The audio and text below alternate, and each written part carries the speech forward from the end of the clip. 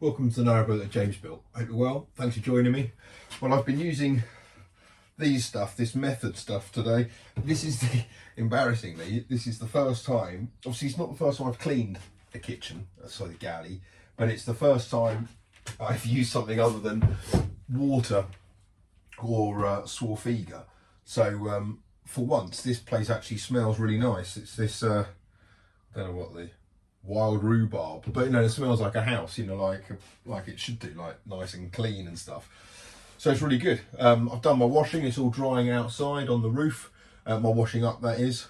So yeah, now the galley is in shape. This is good because I need to do some cable runs now for the LED underlights.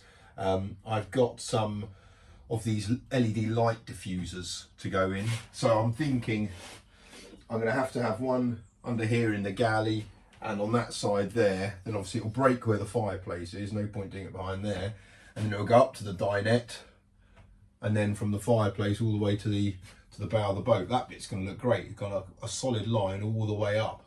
It's probably like, what, 5 meters or something, 6 meters. So yeah, that should be good. So I'm just going to finish up work and then crack on. Excuse the closeness of some of my personal artifacts. Oh, hello, cat.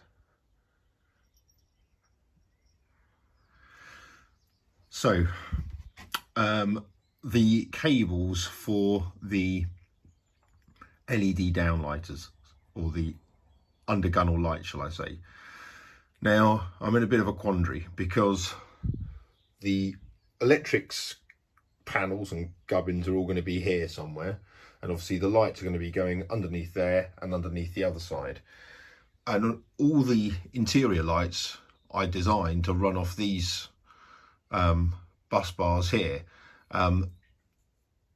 Now these are going to be switched at the electrics point, but also each ring of lights, like the galley lights and the dinette lights, have their own switch.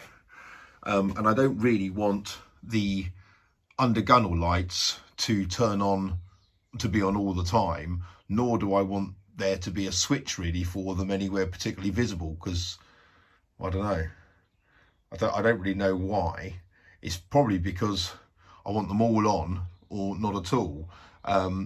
So I'm thinking about, it might just be a temporary thing, but basically putting an inline switch here, rigging it up temporarily, but then I can always put a switch in here.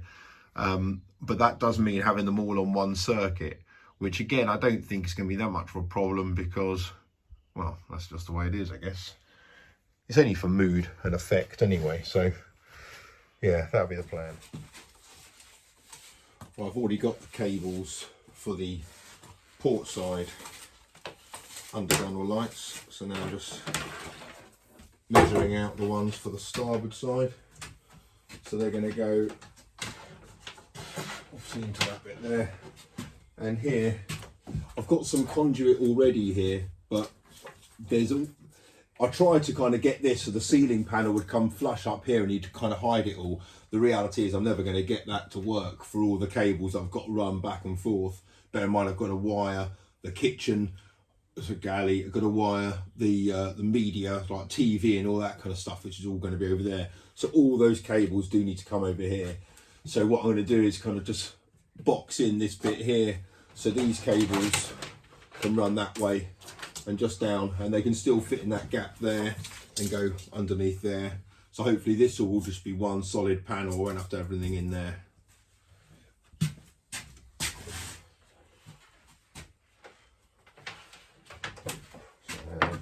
It's got to come across there, down to there.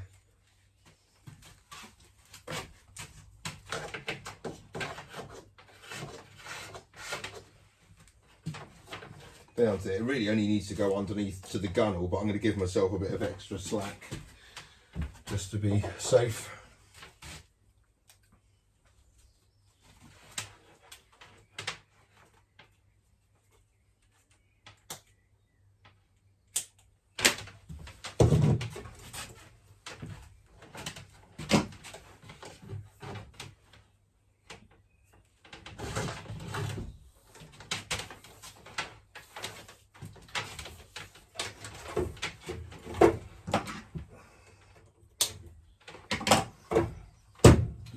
Right, so now I can put a couple of ends on there.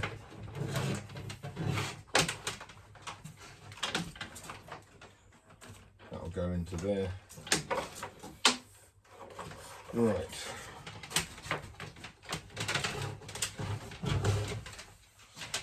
I haven't got a switch yet for this, so I'm just going to have it basically hooked up permanently. I'm only going to do, well, obviously I'm going to start with one, just to go down to the end there, up to the dinette basically. That's the plan. So here's the LED strip inside this. You'll see I've cut a hole. There's the hole, one on each side, just to put that in, just to fix that in place. And then you feed that through. I'll stick them down once it's all kind of in place. But for the moment, yeah, that's just do one at a time. Then I'll unwrap it and put another one in. So I've mounted two of these strips up first. Now I'm trying to work out the best way of doing this, because I think, because I've got to slide the bits in, like the translucent bits on top. Just trying to work out, if you like, the best order of how to do it.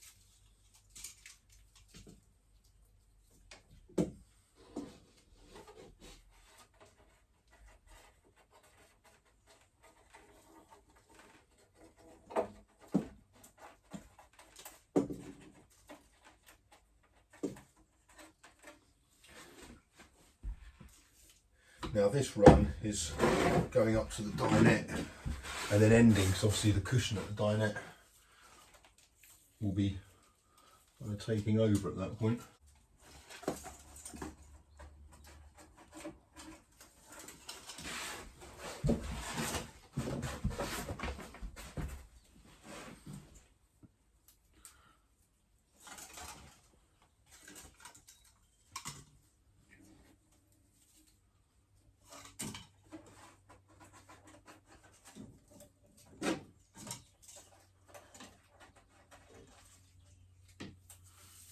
Right, so I guess before we go any further, I should check that this works.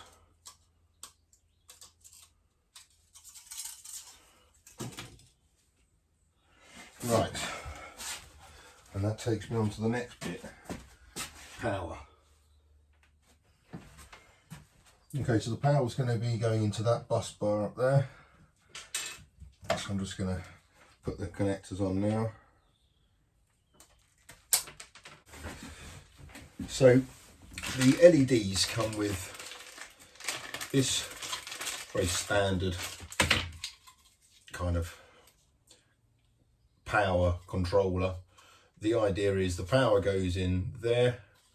This is the infrared sensor which picks up the signal from the remote control, and that's what the lights plug into. So it's quite a straightforward box.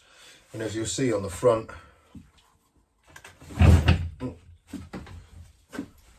as you'll see in that little graphic there, it denotes that on the plug socket, on the adapter, which is one of those ones, the center point of it is positive and the bit around the outside is negative. So that's important, because on the other end of it is a 3-pin plug, which is useless. So, and they're all a bit different, these ones, so we'll see what it is. Cut it up and have a look. Don't need the plug. Okay, it looks like a twin cable in there, which is ideal. And hopefully it'll be nice and straightforward. Be a red and a black one. Yep, it is, but they're tiny. I've just cut one off. So these ones are, yeah, these are a very, very thin cable, but that's perfect. So you'll see there, red and a black cable, positive and negative. We can assume that the red is positive. Can't always guarantee it. So now I'll trim that one.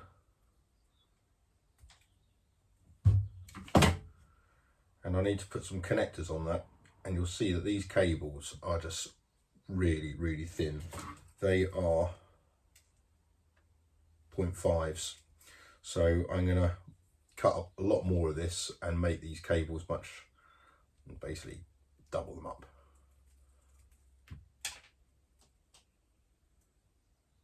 And you just got to be really careful when going through it. This thing, I've just nicked it there, so I'm going to start up again, which is why give yourself plenty of cable to go at.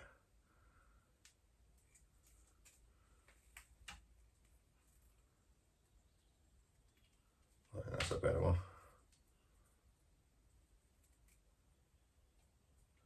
Perfect, yeah, those cables are intact. There's the nick. So I go below the neck.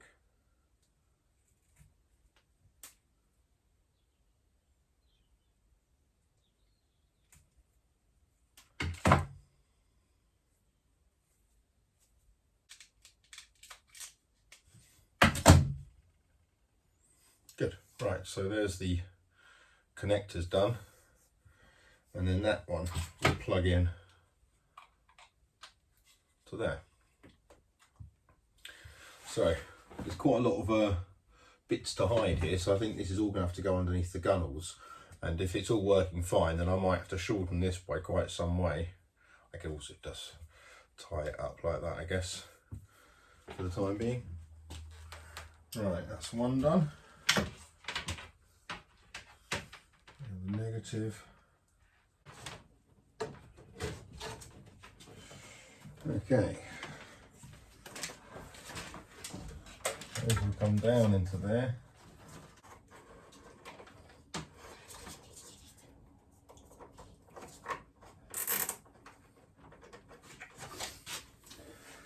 Right, now let's get into the, it's pitch black outside.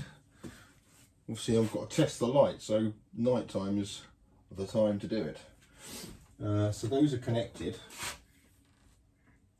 These need to be connected to this one. Black to black. Red to red.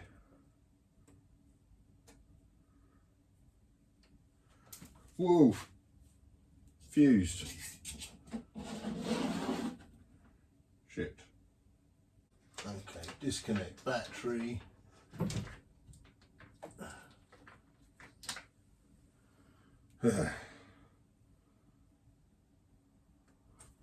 Disconnect those.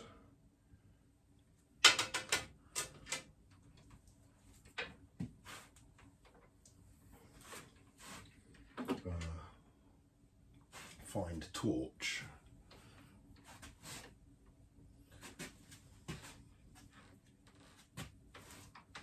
Well, that could have gone better.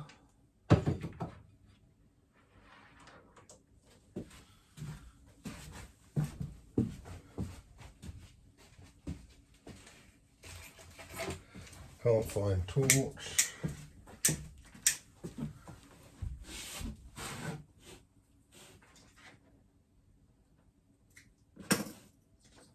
Okay.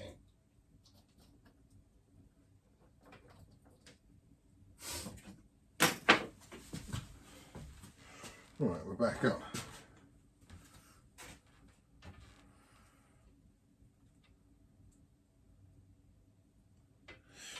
I should insulate these before putting them on now.